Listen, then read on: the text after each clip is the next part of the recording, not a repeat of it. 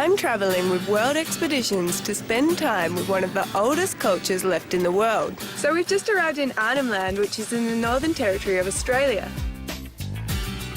Arnhem Land is bound by the Gulf of Carpentaria and the Arafura Sea.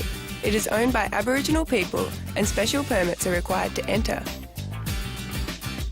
We've been invited by the Timaru Land Management team to help them with their coastal cleanup project. On our arrival, we were welcomed with a traditional smoke ceremony. The ceremony pays respect to ancient Indigenous traditions and to ward off unwelcome spirits. Welcome to Cape Arnhem. By combining traditional land management and Western science, the Timaru Rangers strive to protect their land and their culture for the future. This logo represents the two moitis working under the one umbrella. This flowers is called Mocha, and it's the meaning of all the people working together.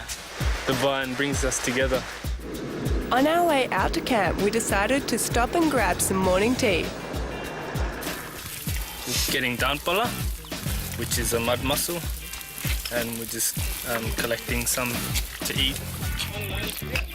I guess wading through ankle-deep mud is one way to get something to eat. These mud mussels have been a source of protein for the people of Arnhem Land for thousands of years. Now, to see what they taste like. Mud mussel even.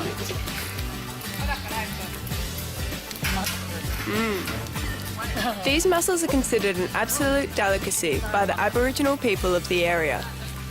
How is it? It's like a salty mussel mixed with an oyster.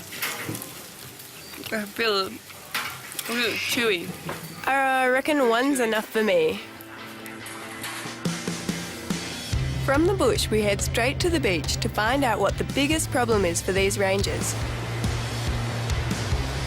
Every year, more than 6 million tonnes of rubbish get dumped into the sea. Due to the ocean's currents, most of the rubbish that gets dumped in Southeast Asia ends up on these remote beaches.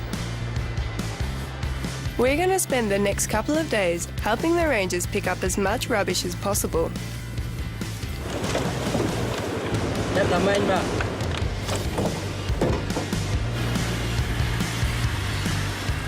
As we walked up the beach picking up rubbish, Ranger Gaffer spotted a turtle's nest. We found greenback turtle nest. Greenback turtles are endangered. However, because turtle eggs are a traditional food source, Indigenous people are allowed to take them. With a bucket of fresh turtle eggs, we decided it was a good time to take a break for lunch. We headed down the coast to one of the rangers' favourite lunch spots. Fresh oysters off the rocks. I couldn't bring myself to eat a turtle egg, but I'm happy to get stuck into oysters. I've eaten a lot of good oysters in my life, but without a doubt, these were the best I've ever had. If you're not too keen on the idea of raw oysters, the rangers have figured out a way to lightly toast them. With no supermarkets around, oysters and turtle eggs are a part of the daily diet up here. After lunch, we decided to get out of the heat and head back to camp. On the way back to camp, the rangers collected some firewood and some thin trees so that they could show us the skills of spear making. And we're making spear. Spear making is a tradition that is passed down from elders to young men, and only men are allowed to make spears. And what really surprised me is that these spears are still commonly used for fishing. The next morning, we head back to the coast to spend another day picking up rubbish. One of the main things that wash up here are ghost nets. Ghost nets are fishing nets that have fallen off or been abandoned at sea by fishing trawlers. They have a devastating impact on the environment. They drift through the oceans, entangling and killing all sorts of marine life. The rangers' main objective is to get the nets off the beach before they get swept back out by the tides and do more damage. I couldn't believe it, but over 2 days we managed to pick up about 1.7 tonnes of rubbish, which can give you a pretty good idea of how much rubbish is still out there.